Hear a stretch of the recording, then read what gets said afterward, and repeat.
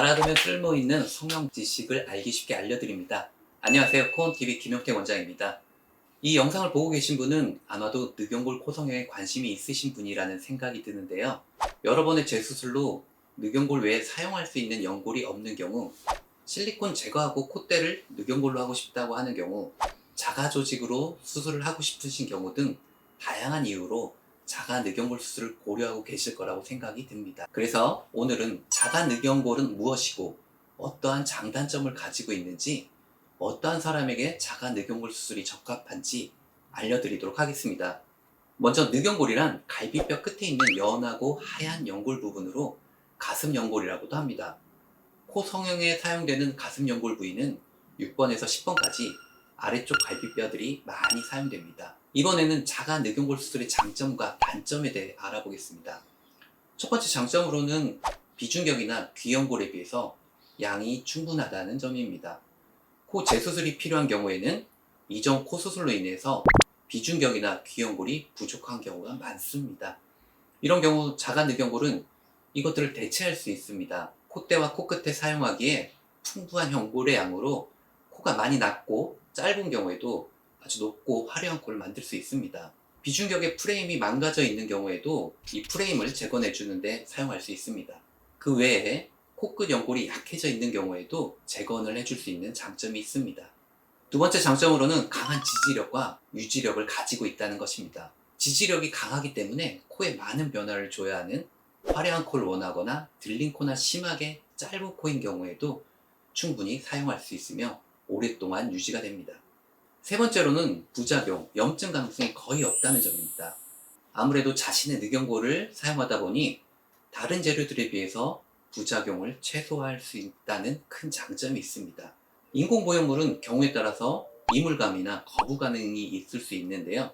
이에 비해서 자가재료인 늑연골은 이물감이나 염증 가능성이 적어서 구축이 있는 코에도 사용이 가능합니다. 이번에는 단점에 대해서 알아보도록 하겠습니다. 첫 번째는 흉터입니다. 옆구리 부위에 2cm 정도의 흉터가 생기게 됩니다. 하지만 시간이 지나면서 흉터가 옅어지고 흐려지기 때문에 크게 걱정하지는 않으셔도 됩니다. 만약 신경이 크게 쓰인다면 간단하게 흉터 수술을 해줌으로써 눈에 띄지 않게 할 수 있습니다. 두 번째로는 수술 시간과 비용이 증대된다는 것입니다. 일반적인 코 수술에 비해서 수술 시간과 비용이 증가하게 됩니다. 세 번째는 연골이 휘는 와핑 현상입니다. 하지만 기술적으로 와핑을 최소화할 수 있기 때문에 걱정하지 않으셔도 됩니다. 그렇다면 어떠한 사람에게 자가 늑연골 재료를 쓰는 것이 적합할까요? 재건을 위해 연골이 양이 많이 필요한 경우, 인공 보형물에 대한 이물 반응이 심한 경우, 코가 심하게 들린 경우, 그리고 들창 코가 심하거나 여러 차례의 수술로 코가 무너진 경우입니다. 수술 횟수가 많은 분들에게 늑연골이 좋은 선택이 될 수 있다고 할 수 있겠습니다.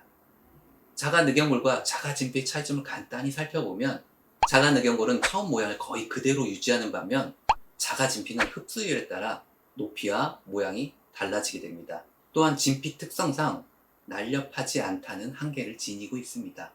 일반적으로 기존의 자가 조직 코 성형은 자가 진피를 이용하기 때문에 흡수되어 높이가 낮아지는 경우가 많았지만, 자가 늑연골 코 성형은 흡수가 거의 되지 않아 처음 수술한 모양의 유지가 가능하답니다. 마지막으로 자가 늑연골 코 성형 수술 과정을 간단히 알려드리도록 하겠습니다. 먼저 옆구리에 2cm 절개를 통해서 늑연골을 채취합니다. 이렇게 채취한 늑연골을 다듬어서 코의 상태에 따라 최적의 모양을 디자인하도록 합니다. 코끝의 높이와 모양을 완성한 후나 나머지 늑연골을 아주 얇은 입자로 만들어줍니다. 이렇게 만들어진 입자를 근막에 싸서 콧대에 넣어주게 됩니다. 전체적인 코의 모양을 확인하고 전체 얼굴에 어울리는 자연스럽고 아름다운 코 라인이 완성되게 됩니다.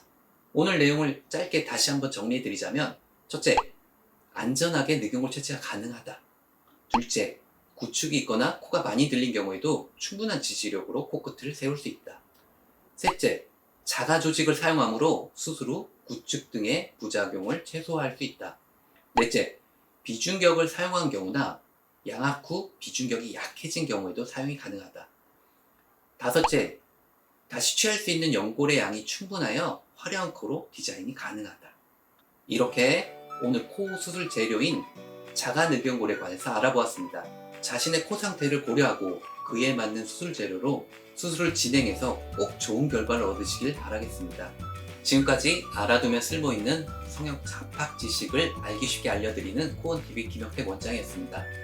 영상이 도움되셨다면 구독과 좋아요, 알림 설정까지 부탁드립니다. 감사합니다.